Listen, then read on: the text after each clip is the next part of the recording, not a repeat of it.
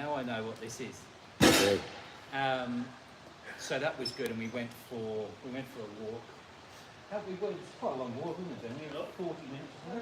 Went from our hotel, and then I just put in Google Maps Pantheon. We walked past the Trevi Fountain. Almost before we got to the Pantheon, we found a restaurant and had really nice food.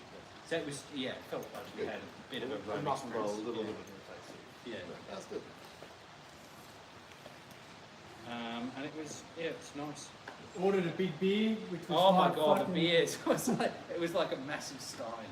He goes, you want a big one or a little one? I went, oh, I'll have a big one. I'm thinking it was going to be like a schooner.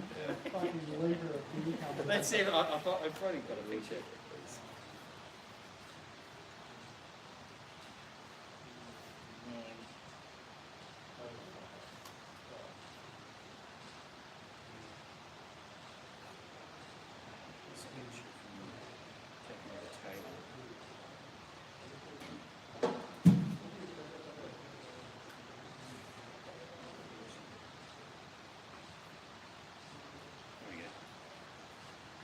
Oh, this is before the beers came. Look at this bloke who was serving us. Looks like it's a camera. Ted Bundy, man. No, he looks like who's the guy? The guy behind the Manson murders. Charles. Charles Manson. There's Charles Manson. There's Charles Manson. He's in hiding. He had a tattoo.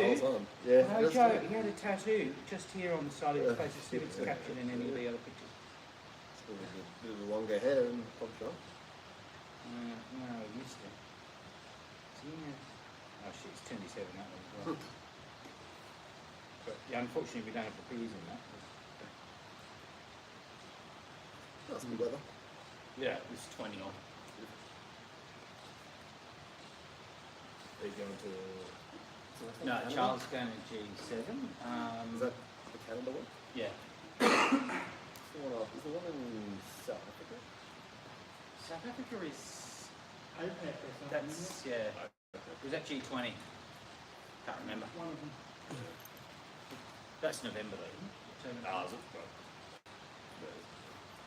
No, put your hand up if the one. Yeah. What's Piff? If Where's that? Solomon Islands. Oh, good.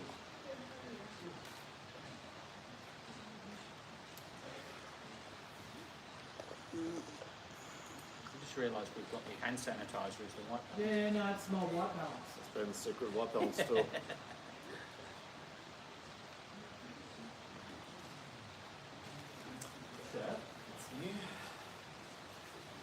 Good. Well, they've missed something.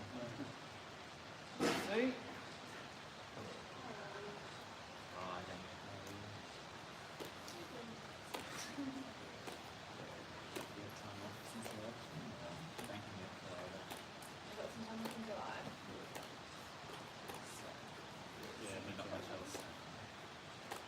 Where's his office?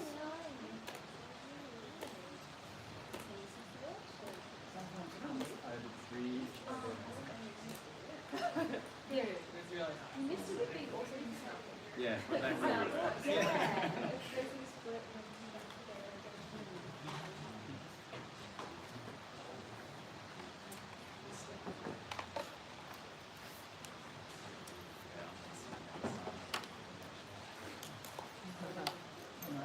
should we stand just on this side? This side? Either side. Well, let's pick a side. Ruin your beautiful shot.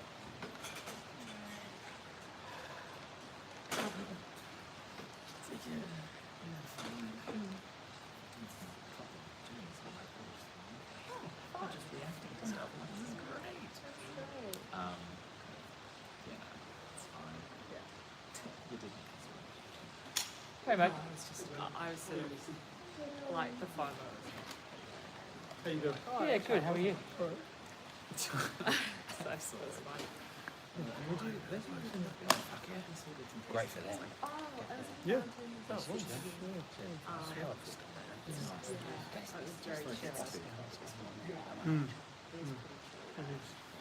Israel, because of that, now they introduce see Yeah. this? We were like top-ish bundles as well. Like, Yeah, how can you deny that it's using shoelace. I starvation? remember camping up there in November, Yeah. south of Lake. What else is in 80 We day were stage? lucky. It was Yeah. freezing. It's really pretty though. It's like lovely old shops. Yeah, yeah. Yeah. Amazing. We go at, I go 6 Yeah. a.m. on Monday, Wednesday, sometimes Friday. But I always go at Saturdays. Are you thinking of joining? It is a lot of fun. Ben and I go. Yeah. Got another recruit. Possibly. It is. It's been fun. Yeah. Shops there, kind of like. And it is. Can you go at your own pace? Start selling things. I think what you need to do is go in and see. I'll give him this Also number, like, and he will. I should pop in there. He will assess. Yeah, let me just address number. He will assess what you're up to, and then honestly, I mean, you know where I was. Like I was in deep shit.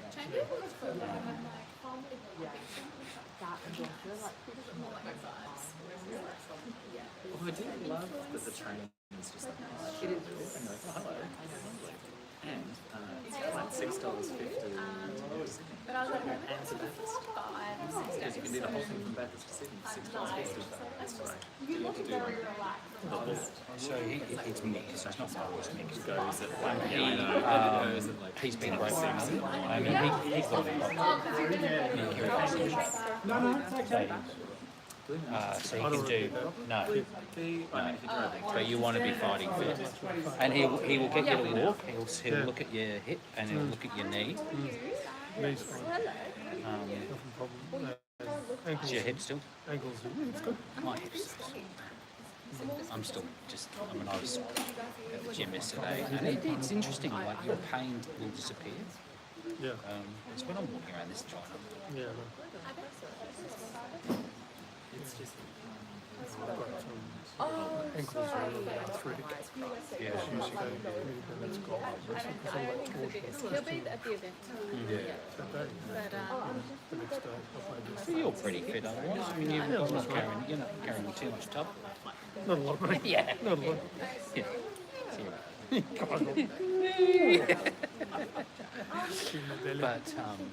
But it's amazing. Like it's a different kind of fitness. I mean, I think I'm fit enough. I did it for 3 years, 4 years at Hale, which is more upscale. I don't want to go back. She is a very good cook. Well, this is all. Yeah. We've got really nice people there. And it's not people like in there. Yeah, it's not. There's some young people and they're kind of fun as well. Yeah. But it's you don't I have did wankers visit there. Ainsley Yeah. now, but That's good. I liked, yeah, I do love Yeah, we'll kick you out soon enough. I don't, people get very like stuffed by the camera and I'm a bit like, I know exactly. But I think And go what is in. the 6:30 class? What is It's that? not half-approved. It's called not 2010, so fair typically and you it's would do not like the something for 20 difference of like seconds. It was 10 seconds America rest. versus Bondi, like culturally. Doesn't seem like much. No, they do it for 5 the hours. same person. Well, you do. So a session is probably about Stop 35 trying to make minutes in the this morning. divide. Doesn't seem like much, but you've We really used to do worked out. two sets of about 20 minutes, and with about 5 minutes in between. And Yes, in the 20 minutes, it was hit. High intensity training. Yeah, that's. I think it's. Kettlebells, ropes. Yeah, doing all that sort of. They don't do ropes. Oh, do you mean that sort of ropes? Yeah, it's similar to this, but it's a lot of things like I feel like it's been ski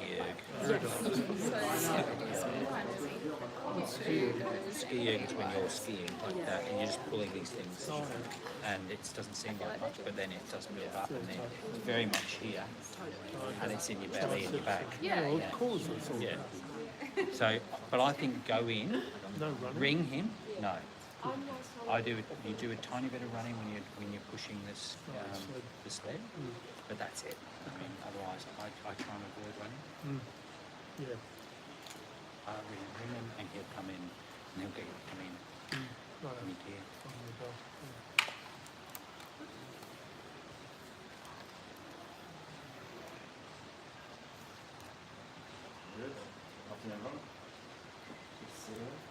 hello.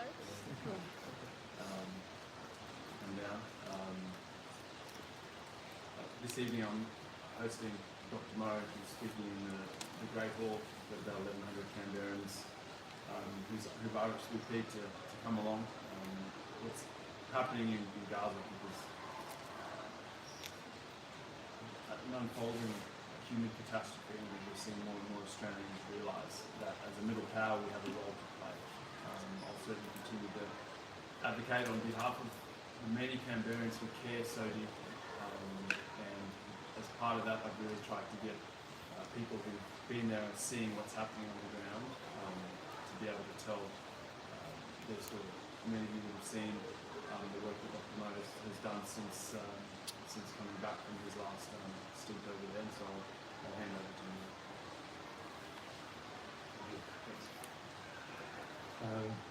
Thank you everyone for hosting me today. I'm a bit nervous, I've never done anything like this before, but I feel like we're at a very crucial moment in history with what's going on in Palestine and in Gaza, and I'm really grateful, Dave, for doing this and having the courage to not only put on a speaker that's been to Gaza, but a Palestinian as well, and somebody whose father was born in Gaza. And I think it's important now, more than ever, that Palestinian voices are heard and people from Gaza are heard. And I'm grateful, I'm honoured, and I'm also nervous to represent what's going on in Gaza and all these Palestinian Australians all around the country. So, Doctor, can you tell us, are there international doctors who are being prevented from going into Gaza at the moment, and what impact is that having on the community there? You know, even when I was there would be patients that would be sitting in tents waiting for a particular surgeon with a particular specialty to come in and operate. And sometimes we would have children dying in tents because no one could operate on them. And as you know, there's been 1,400 healthcare workers in Gaza that have been killed since the start of the war. Many have also been imprisoned and tortured currently right now. And there's a huge shortage of not just doctors, but medical supplies as well. So every day, people are dying because of lack of medical care and lack of specialist doctors. You want to build a children's hospital in Gaza, and you want Australians to fund it. How important would it be for Australia to have a stake in the ground in Gaza? Well, look, Australians have paid a heavy price for what's going on in Gaza. Zombie Frankham, who was killed last year in April, she was feeding children in Gaza and she died. And, you know, I took that very personally. She's an Australian and, you know, she hasn't had the justice. It's not just about the children in Gaza, it's about Australians as well, feeling like we've done something to honour a fellow Australian that's fallen in Gaza. I think it's important not just for Australia as a whole, but you know, our society has had so much tension between different communities because of what's going on in Gaza. There's not just pain in the Palestinian community, there's pain in the Muslim community, in the Jewish community, in the Lebanese community. And I think coming together over a children's hospital, because children are innocent no matter if they're Israelis or Palestinians, and we can focus on the humanity of children, we can take a lot of the tension out and the fever pitch in this country and bring it down and bring communities together. And that's what this project is about. It's not just about healing the children of Gaza, it's about healing Australia as well. Dr. Mo, you've been... Could you talk us through exactly what you would like Australian funds to go towards in Gaza? Australian Money. What would you like? So, look, I'm not asking for money. You know, I understand the controversy about asking for money, and you know, we're a proud people. It's not money that we're after, because money doesn't solve problems. What we need to do is win the hearts and minds of people, and that's what I'm trying to do. And I think if we have a Australian hospital in Gaza, where we get Australian doctors and they see these children, and we can tell their stories, it humanises them again. And therefore, when you watch on TV screens that 100 children have died today, it permeates people's hearts. So I'm not after money from the government, I'm after winning the hearts and minds of people, and that's why I'm here today. Dr. Mo, you've been asking to meet with the Prime Minister. Have you heard back from his office? You know, I've had a meeting with Penny Wong. Yeah. I still haven't heard from the Prime Minister, but you know, I think that'll come in good time. You know, once we're ready with everything, I want to present this to the Prime Minister, and I want him to do something that's historic, which is not just only this hospital, but it's so many other things. But we need to get that hospital, and we need to start saving these children. So what other things, what should the government be doing? What other things are you talking about? Well, look, I think, you know, there's many things that the government can do, but right now they're not doing enough. And words and rhetoric alone is not going to stop these children dying, and it's not going to stop the tension in this country. We need action, and That's what I want. I want to talk to them about action that they can do. What sort of action? I'll let them decide the kind of actions they want to take, but I'm going to push them. I don't want to put them on the spot here, and I don't want to criticise them too much because, look, this has been something that's been ongoing for 75 years. It's not going to rest on Anthony Albanese's shoulders or Penny Wong to fix everything, but we can make steps forward to change things, and that's what I want. I don't want to put all the blame on them because it's not all their fault, and at the same time as well, I don't want people to be too hard on them. I want to give them the breathing room to make a change, and that's why we're here. Would sanctions be part of that, do you think? Look, I think people should follow international law. If there are war crimes going on, which Amnesty International, the ICJ, the ICC, all have ruled these things, then we should act with a governance with international law. I'm not asking for any special privileges. I'm asking for our country to follow what we have signed up to, which is international law. You said you've met with Penny Wong. Have you met with any other MPs in Canberra, and what's the reception been like? You know, I've met with Aunt Ali as well, who's been, really supportive of this. And I've met, multiple politicians all up and down the country. And I think everyone is very supportive of this children's hospital, and I think we can get it done. We've seen the bombs drop on Gaza, we've seen the enormous damage, we've seen the debris. Yeah. Do you believe that starvation is being used in this war? I've seen it with my own eyes. There's children that come in and they die because they've starved to death. That was happening in June last year when I was there. In June last year, there was about 70 to 88 trucks a day going in. The same that's going in now. And there wasn't this level of outrage, but there were children starving to death then. It's taken a long time for people to catch up to what's going on. But, is starvation being used as a weapon of war? I don't think we can argue that anymore. I think we can all see what's going on in Gaza. And I think right now, action needs to be taken. Otherwise, there's going to be thousands of children that are going to die. So if you could speak to Netanyahu, what would you say? I don't know if I'm going to speak to Netanyahu, but, look, at the end of the day, I can understand the pain and the grievances of Israeli people, and I can sympathise with them, but I want also them to sympathise with us. Palestinian people have been occupied for 75 years. I was born as a refugee. I've lived my whole life as a refugee. I was born into poverty, forced poverty. My father grew up without a pair of shoes till he was 15 years old. We grew up moving from place to place, and that's because we were displaced. This never started on October the 7th. There's so many of us that live with so much trauma.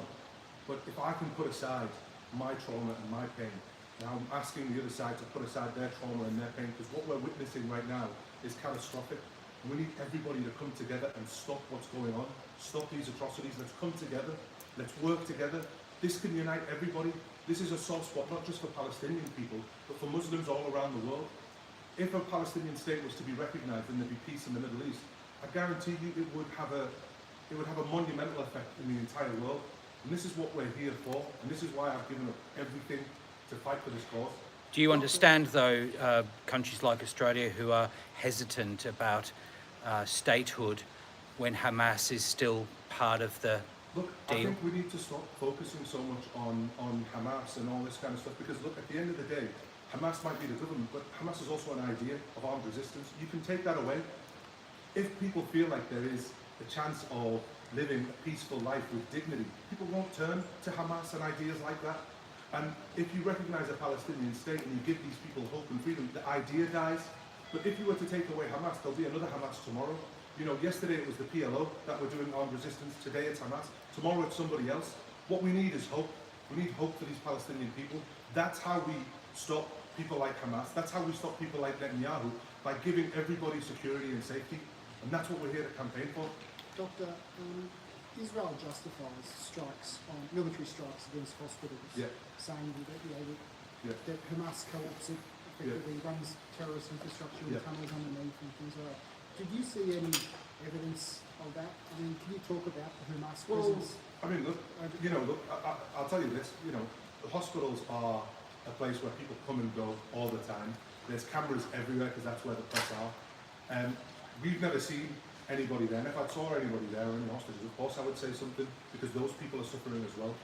So, look, I think even the framing of the question is wrong, because what we're saying here is we're saying that it's justified to bomb a hospital.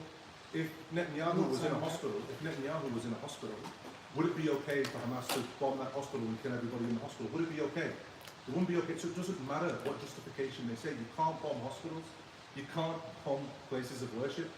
And if they are using these tactics to hide in these places, then you need to have the moral high ground and you need to defeat them in other ways. But killing children and starving children is not the way to do it.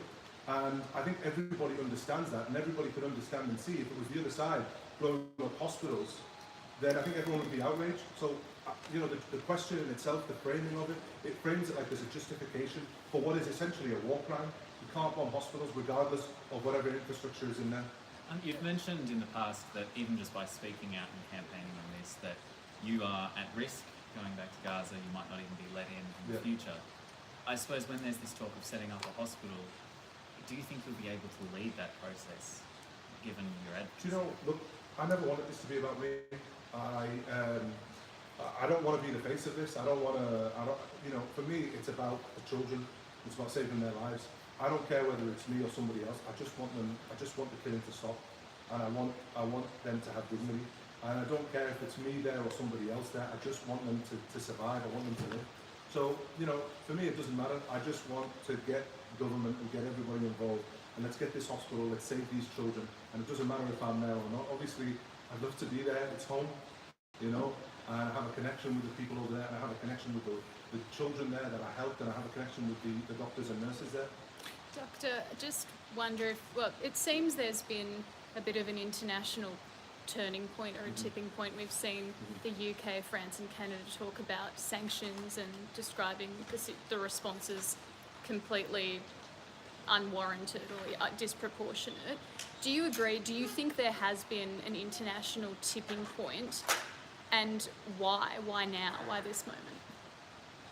You know, look, we have to ask them because we've seen images for months of international aid workers being killed, children being shot in the head with snipers, babies left in incubators to die, hospitals being bombed. These images are not new. They've been happening for 19 months. So, you know, that's a question that you have to ask other journalists of why they weren't reporting on this as strongly as they are now.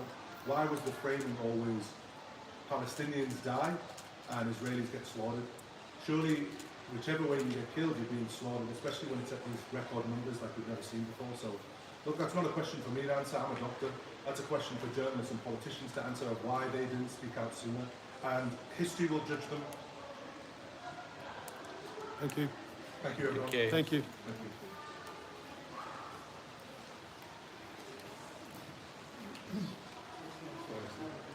No,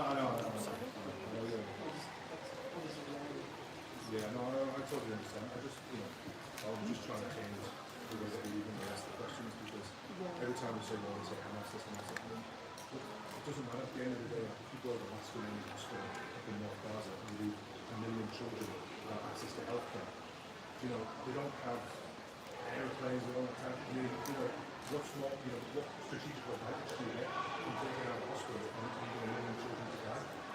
You know, to me it seems counterproductive. Those lives should matter. Those children should matter. And if it was a Hamas base under an Israeli hospital, we wouldn't be talking about Netanyahu, it's okay to bomb an Israeli hospital with Jewish children and kill all of them to get to Hamas commanders or whatever else they say it is. You know, at the end of the day, I just want the dignity of everyone's life, whether it's Palestinian children or Israeli children. Children are innocent and they shouldn't be treated the way that they are, especially in Gaza.